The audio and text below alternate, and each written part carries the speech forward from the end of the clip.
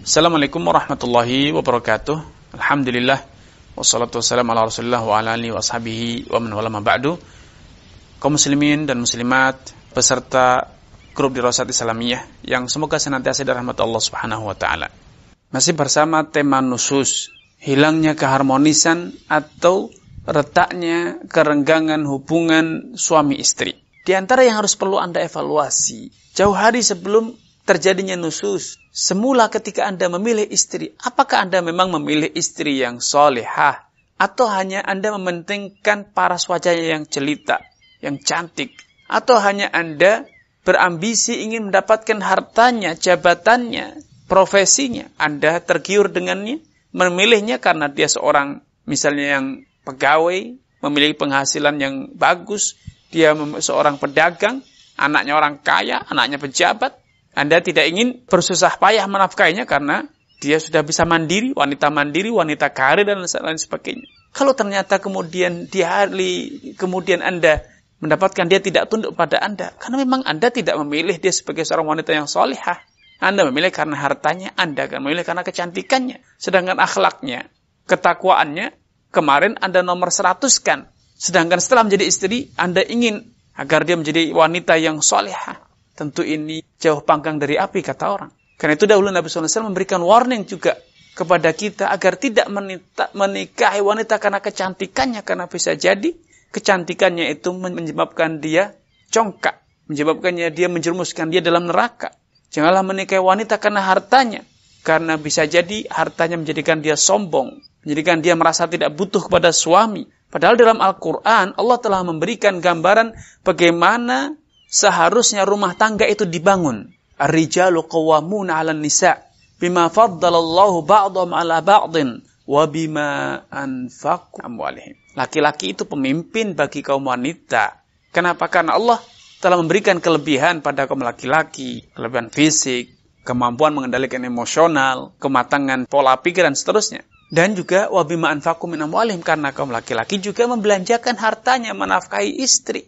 Nah, kalau selama ini Anda menikah justru Anda yang dinafkahi oleh istri Anda, masihkah Anda mengharap agar istri Anda taat kepada Anda? Atau sebaliknya, istrilah yang mengharapkan agar Anda tunduk kepada dia. Sehingga sebelum Anda memvonis istri tidak tunduk, tidak patuh kepada Anda, idealnya Anda menganalisa. Jangan-jangan dia tidak patuh gara-gara Anda. Kalau Anda ternyata sudah menganalisa dan ternyata itu adalah kesalahan terletak pada istri, maka Anda baru melangkah pada 3 tahapan yang disebut oleh mu'allif. Tapi kalau tidak, maka Anda harus berbenah diri, bercermin. Jangan sampai kita terjatuh dalam pepatah seperti dalam pepatah nenek moyang kita. Ketika kita bercermin, buruk mukanya, cerminnya yang dipecahkan.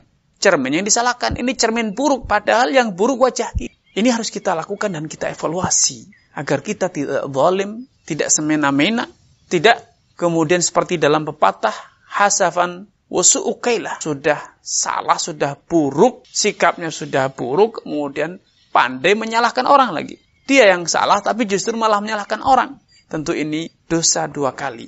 Kita berdosa 2 kali. Namun kalau ternyata betul-betul itu kesalahan pada wanita, maka tempuhlah 3 tahapan tersebut. Jangan tergesa-gesa menuruti emosional amarah, kemudian menjatuhkan perceraian, tidak. Anda sebagai laki-laki tidak sepatutnya mudah-mudah mematahkan. Karena Rasulullah SAW juga telah menggambarkan bahwa tidak mungkin wanita itu tastaqimu ala halah. Wanita itu continue terus dalam satu kondisi. Dia akan terombang-ambingkan dengan suasana hatinya, dengan kondisi pekerjaan, rumah, dan lain sebagainya. Ada turbulensi karakter wanita yang meledak-ledak, yang berbolak-balik. Laki-laki harus pandai-pandai memanage perasaan. Tidak mudah membuang, mencampakkan wanita yang mencintai dan dia cintai. La yafruq mu'minah, kata Nabi. Tidak pantas bagi seorang laki-laki meremehkan, memandang sebelah mata pasangannya atau istrinya. Tidak pantas, itu tidak sejalan dengan kepribadian lelaki muslim, lelaki yang soleh. Ketika melihat kekurangan pada istrinya, kemudian dia tutup semua pintu hatinya dan mengatakan wanita tidak ada baiknya. Wanita ini jelek. Sudah tidak ada harapan untuk dia baik. Benci habis-habisan. Akhirnya apa? Dia ceraikan. Ini tidak menggambarkan kepribadian seorang muslim, seorang orang yang bertakwa.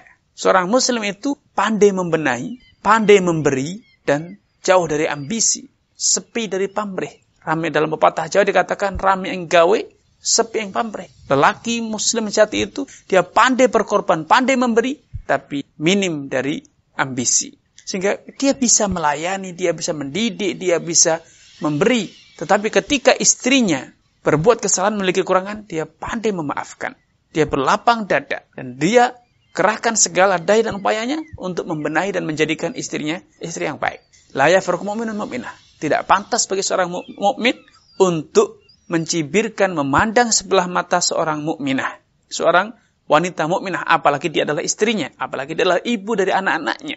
In kariha minha khuluqan radhiya minha akhar. Kalau engkau mendapatkan satu perangai yang engkau benci dari istrimu, percayalah, engkau pasti suka dengan perangai istrimu yang lain. Asa antakura syai'an wa ja'alallahu fihinna khairan katsira dalam Al-Qur'an. Tegaskan, bisa jadi engkau benci sesuatu pada istrimu, tapi ternyata Allah telah menitipkan, Allah telah mengkaruniakan banyak kebaikan pada istrimu tersebut. Karena lelaki harus pandai, harus membiasakan diri menjadi lelaki yang lapang dada.